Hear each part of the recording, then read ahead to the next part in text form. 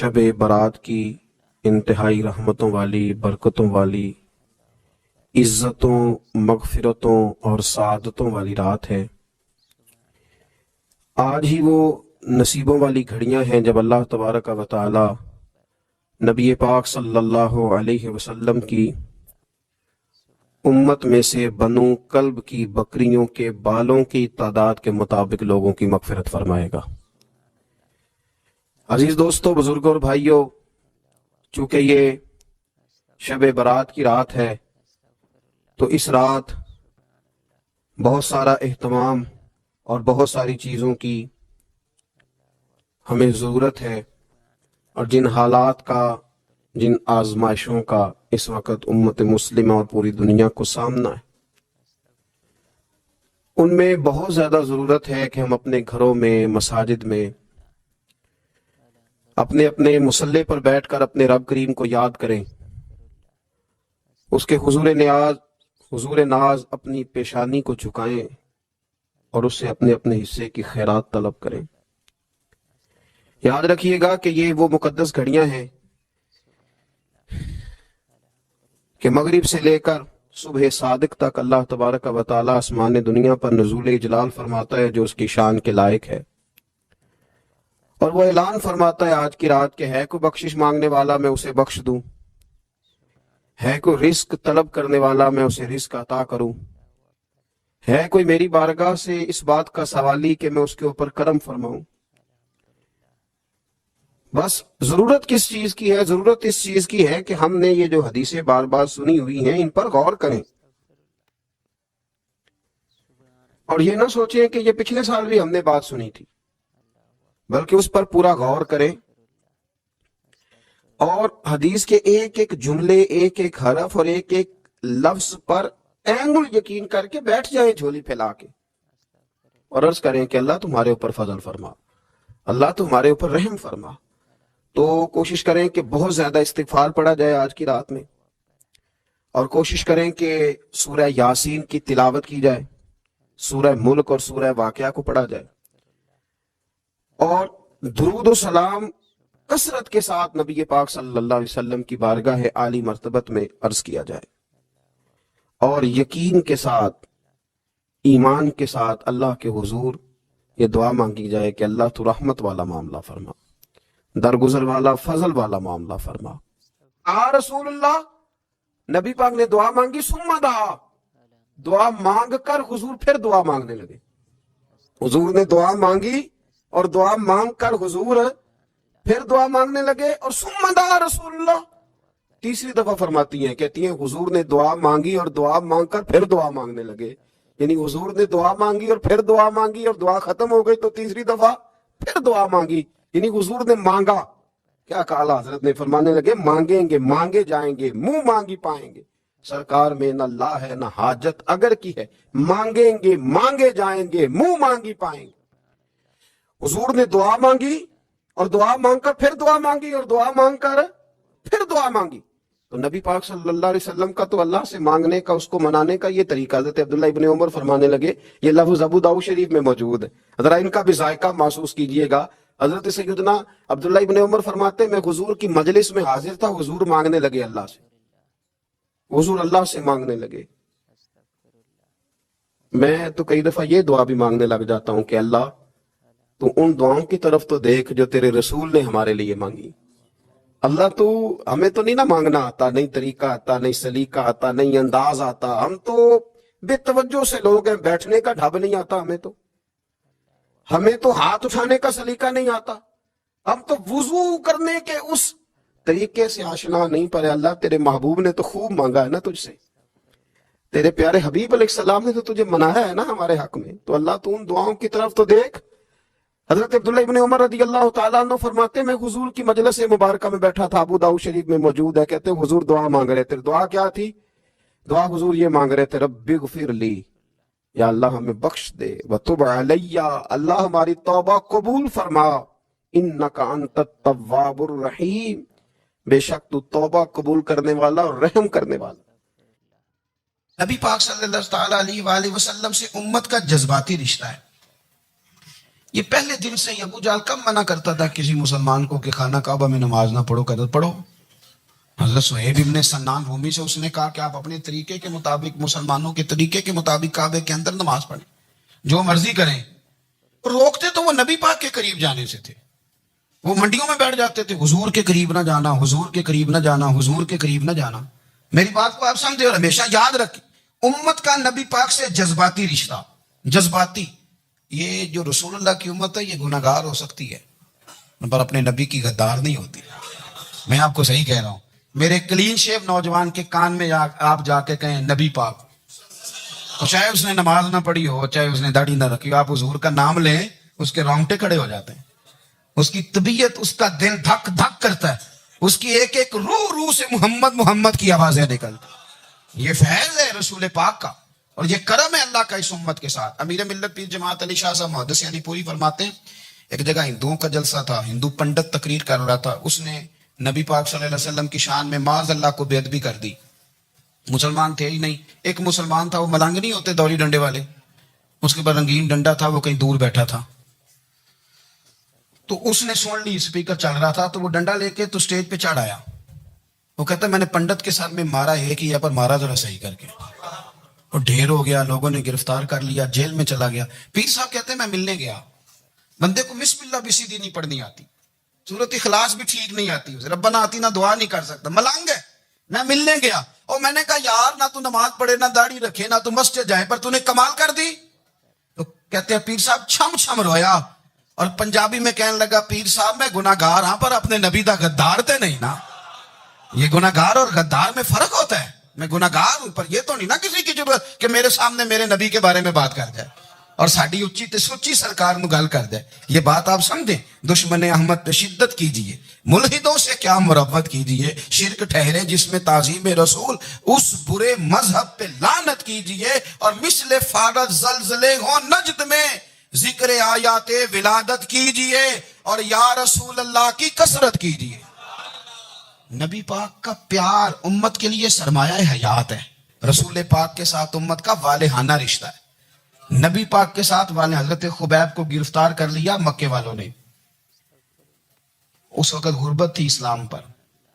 مکے میں سارے لوگ اکٹھے ہو گئے اور چوک میں پھانسی دینے لگے حضرت خبیب کو. کہنا آسان ہے، کرنا بڑا مشکل ہے. بندہ جیل میں الجھ جائے تو میں نے بڑے بڑے سیانے لوگ معافیاں مانگتے دیکھے، بڑے بڑے لوگ کہتے دیکھے ہیں کہ یہ کام بڑا. قید تنہائی بذات خود ایک مصیبت ہے. آپ کو اکیلا رہنا پڑ جائے نا، یہ لاک ڈاؤن ہوا ہے تو لوگ نفسیاتی مریض بن گئے. اکیلے رہنا، تنہا رہنا کوئی چھوٹا کام ہے. حضرت خبیب اکیلے اور مکے کا دور اور چاروں جانب کافر، اور چوک میں جب پھانسی پہ لٹکایا جانے لگا تو ابو سفیان بولے اور بول کے کہنے لگے یار بندہ کوئی کام کر کے بڑا پچھتاتا بھی ہے کہ یار نتیجہ کیا نکلا. تو معاذ اللہ آپ کا بھی نتیجہ تو پھانسی ہے، تو آپ کا کیا خیال ہے؟ یہ آپ یقین کریں کہ لوگ صحیح صحیح ساتھ چلتے ہیں، تھوڑی سی دشواری اٹھانی پڑ جائے تو کہتے ہیں میں گاڑی ٹھیک تھا، پر انہیں پتھروں پہ چل کے اگر آ سکو تو آؤ. میرے گھر کے راستے میں کوئی کہکشاں نہیں ہے. لوگ نا میٹھا میٹھا کھانا چاہتے ہیں، تھوڑا کڑوا آ جائے تو مصیبت بن جاتی. کہتے ہیں سارے فلانے سے پیار کریں گے تو میں کروں گا، سارے مخالفت بھی کریں گے تو ہم انشاءاللہ پیار ہی کریں گے. یہ کیا بات ہوئی کہ ہم زمانے کا رنگ دیکھ کے چلیں گے؟ اب بعض لوگ پچھتا رہے ہوتے ہیں. حضرت خبیب سے کہا ابو سفیان نے ابھی کلمہ نہیں پڑھتے تھے، کہنے لگے تو اس وقت پھانسی پہ لٹک رہا ہے اور تیرے نبی مدینے میں اور آرام میں اور ان کے صحابہ آرام میں، اہل بیت گھر میں. تیرے ذہن میں اگر اس وقت یہ بات ہو کہ اس وقت تیری جگہ پہ وہ ہوتے معاذ اللہ، تو پھر کیا ہوتا؟ مجمع غیروں کا، علاقہ غیروں کا. یہ ٹائم آیا تھا اب نعرہ رسالت لگانے کا. اب ٹائم آیا حضرت خبیب نے نعرہ رسالت لگانا ہے، پر لگانا کس طرح ہے کہ کافر یاد رکھیں. حضرت خبیب سے کہنے لگے اگر تیری جگہ حضور ہوتے تو پھر تیرا کیا خیال ہے معاذ اللہ؟ تو حضرت خبیب کہنے لگے تم ابھی بھی نہیں سمجھے. ٹھیک ہے میں مکے میں اکیلا ہوں، سارے لوگ مدینے میں ہیں، پر میں پچھتا نہیں رہا، میں تو فخر کر رہا ہوں. میں فخر کر رہا ہوں اس لیے کہ چوری کر کے جان نہیں دے رہا، مدینے والے کی عزت پہ جان دے رہا ہوں. میں فخر کر رہا ہوں. فرمایا سن، تو کہتے ہیں تیری جگہ حضور ہوتے اور تم انہیں یہاں معاذ اللہ پھانسی پہ لٹکاتے. فرمایا سن، میں تو یہ بھی پسند نہیں کرتا کہ میں گھر میں بیٹھا ہوں اور میرے نبی کو ہلکا سا کانٹا بھی چبھ جائے. ہمارا اپنے نبی سے محبت کا رشتہ ہے. ایک کانٹا بھی حضور کے قدم مبارک میں چبھے ہمیں برداشت. مجمع ان کا تھا, نعرے لگ رہے تھے, ہم نے مسلمان پکڑ لیا, لیکن حضرت خبیب نے اکیلے, اللہ کرے آپ کو میری بات کی سمجھ آئے, اللہ کرے آپ کو سمجھ آئے, اکیلے جب پھانسی کے تختے کے قریب نعرہ لگایا نا کہ میں تو کانٹا بھی نہیں چبھنے دوں گا اپنے نبی کو, اب سارے ہار گئے. اب اس ایک جملے نے نا ان کو شکست خوردہ کر دی. اب بول کچھ نہیں سکتے تھے, گردنیں جھک گئی. اور جب سناٹا چھایا تو ابو سفیان ساتھ والے سے کہنے لگا باقی ساری باتیں اپنی جگہ پر ہیں, پر اصحاب محمد سے پیار تو بڑا ہی کرتے ہیں نا. اور وہ کچا رنگ للاری والا جڑا چڑھدا تے لیندا رہندا, اے عشق تیرے دا رنگ محمد چڑھ جائے پھر نہیں لیندا. کہا یار پیار تو یہ کرتے ہیں نا, اس میں کوئی شک والی بات. اس پیار سے کافر ڈرتا ہے. نبی پاک کے ساتھ جذباتی وابستگی, حضور کے ساتھ غلاموں کا جذباتی رشتہ, اور نبی پاک صلی اللہ تعالی علیہ وسلم کی آمد پر تشکر کے جذبات. امام راضی نے لکھا ہے کہ حضرت موسیٰ کلیم اللہ علیہ السلام نے تورات کی تختیوں کے اندر ایک امت کا ذکر پڑھا کہ جو امت گناہ کا ارادہ کرے گی تو گناہ لکھا نہیں جائے گا جب تک کر نہ لے, اور نیکی کا ارادہ کرے گی تو رب ان کی نیکی لکھ دے گا, اور جب وہ کر لے گی تو اللہ 10 گنا اجر عطا کرے گا. اور وہ ایسی امت ہوگی کہ جن کے چہرے قیامت کے دن نور کی طرح چمکیں گے, اور وہ امت ہوگی جن کی اللہ تعالیٰ زمین ساری پاک فرما دے گا, جہاں نماز پڑھیں گے نماز ہو جائے گی. یہ تذکرے پڑھ کے تو حضرت موسیٰ کلیم عرض کرنے لگے اللہ یہ امت میری بنا دے. تو رب کریم نے فرمایا کہ موسیٰ نہیں, یہ تو میرے محبوب کی امت ہے. فرمایا یہ تو میرے نبی پاک کی امت, حضور کی امت. اللہ اکبر. حضرت موسیٰ معمولی آدمی نہیں, وہ جلیل القدر پیغمبر ہیں جن کا قرآن کے ہر سپارے میں تذکرہ ہے, کہیں واضح طور پہ کہیں اشارتاً, ہر پارے میں. اور حضرت موسیٰ اللہ کے وہ نبی ہیں جو رب سے ڈائریکٹ باتیں کریں کوہ طور.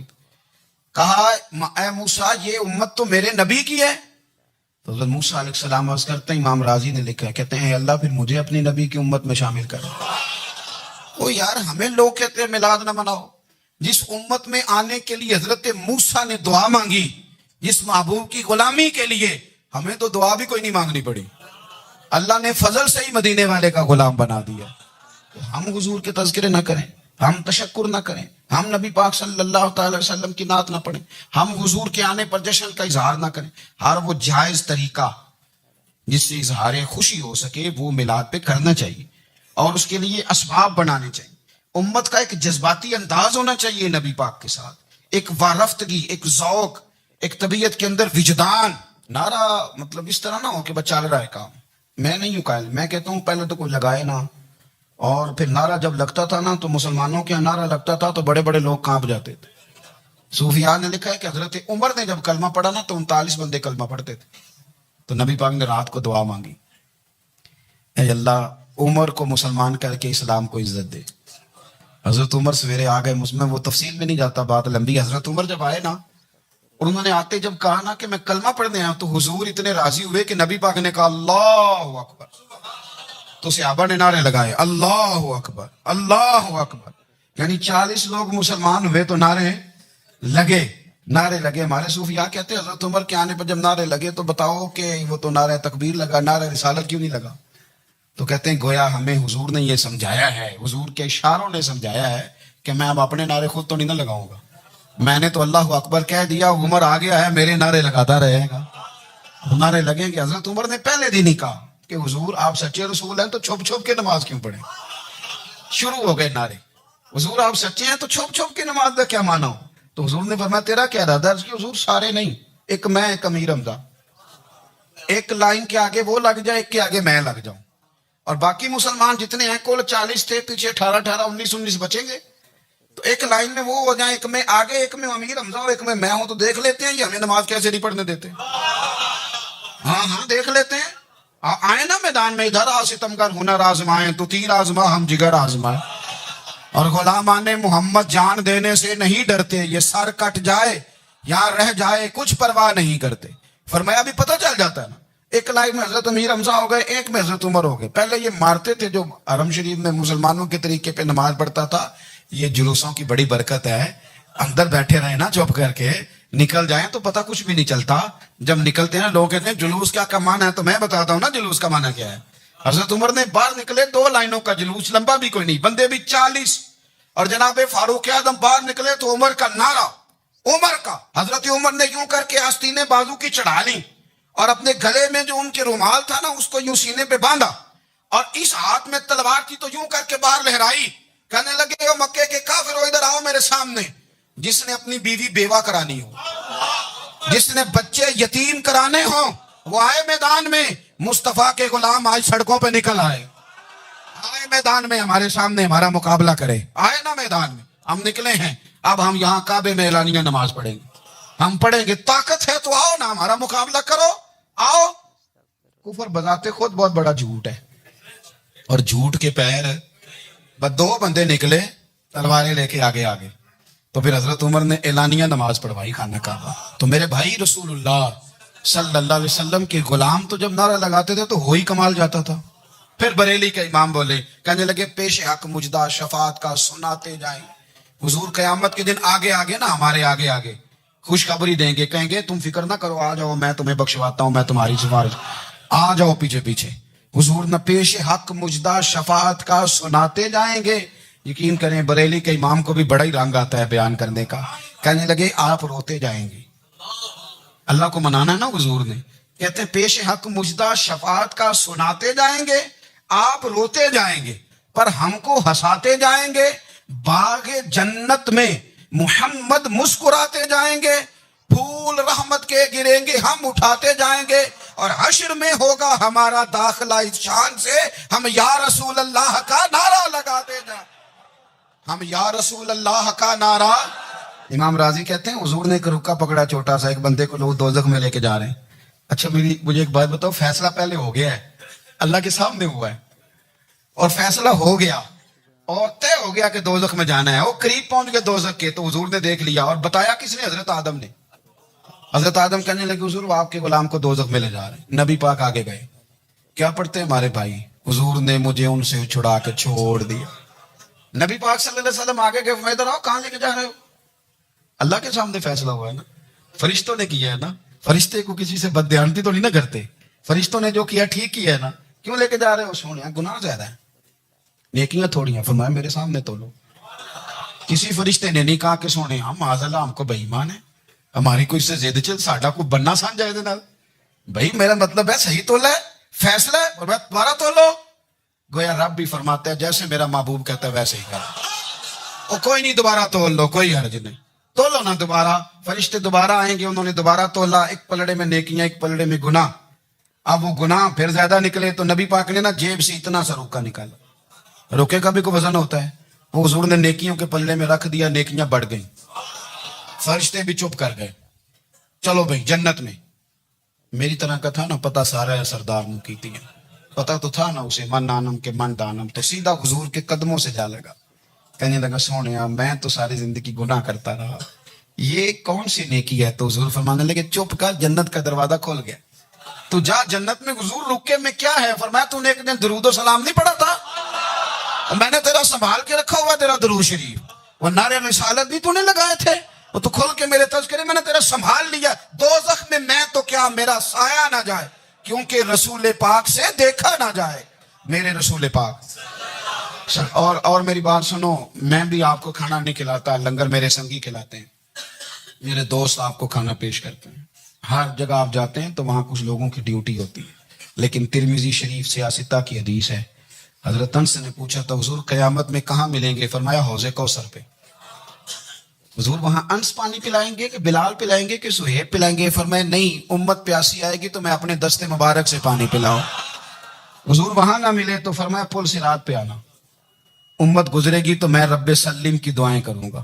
تو اعلیٰ حضرت فرماتے ہیں جب حضور دعا کر رہے ہیں تو ڈرنے کی ضرورت کیا ہے؟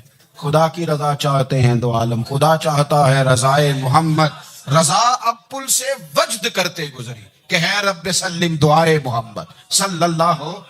تو حضور وہاں ملاقات نہ ہوگی تو پھر اس حدیث کو بھی یہ حدیث مضبوط کر دے گی۔ حضور فرمانے لگے پھر میزان عمل پہ آ جانا، امت کے عمل تول رہے ہوں گے اور میں کامیابی کی دعائیں مانگ رہا ہوں گا، تو جس کے لیے حضور دعا مانگیں گے ناکام ہوگا، ناکام ہوگا۔ اپنے بچوں کو حضور کی محبت سکھائیں، نبی پاک صلی اللہ علیہ وسلم کی غلامی کریں، آپ کا رشتہ نبی پاک کے ساتھ مضبوط ہونا چاہیے، آپ کے تعلقات حضور کے ساتھ مضبوط ہونے چاہیے. اور آپ نے دائیں بائیں نہیں دیکھنا کہ پراپوگنڈا کیا ہے, لوگ کیا کہہ رہے ہیں. لوگوں کو دیکھ کے جو لوگ رستہ بناتے ہیں وہ پیچھے رہ جاتے ہیں. آپ نے یہ دیکھنا ہے کہ میرا حضور سے نسبت کا تعلق مضبوط ہے. کوئی کدھر جا رہا ہے, اس سے ہمیں کوئی تعلق.